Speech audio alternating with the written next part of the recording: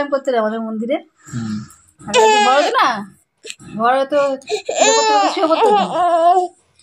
এবার বড় হয়ে জ্ঞান থাকতো না। এই ভিজে গেছে জামা প্যান্ট, মুখে পেচ্ছাপ করে ঘুমোচ্ছিস। ওই তুই ঠাকুর দিদির মতো করছিস।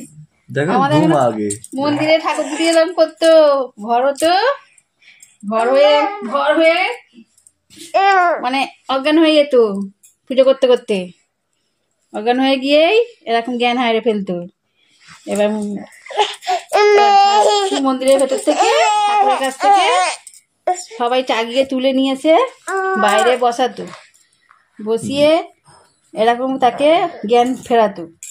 আমি যেরকম তোকে জামা প্যান্ট খোলাচ্ছি, এই এরকম করছে, মুখ মুড়েছে, এই এরকম করছে, এরকম করবে। সে আবার মুখে এরকম কাপড় চাপা দিয়ে দেবে, এরকম কাপড় চাপা দিয়ে দেবে, দেখবে না খাবারটা চাপা দিয়ে দেবে। আবার খাবারটা খুলে দেওয়া হবে, খাবারটা আবার খুলে দেওয়া হবে। আবার জল ফল দিয়ে কতক্ষণ পরে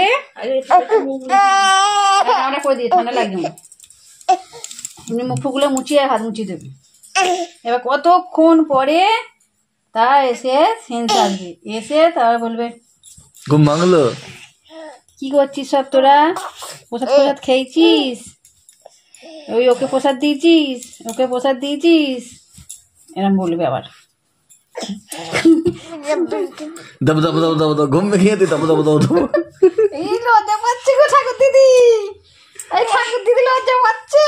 দেখি ঠাকুর দিদি মুখটা তোলো, ঠাকুর দিদি মুখটা তোলো, ঠাকুর দিদি বলো ভক্তকে বলো ভক্তরা খেয়েছে প্রসাদ। ঘুম পেয়েছে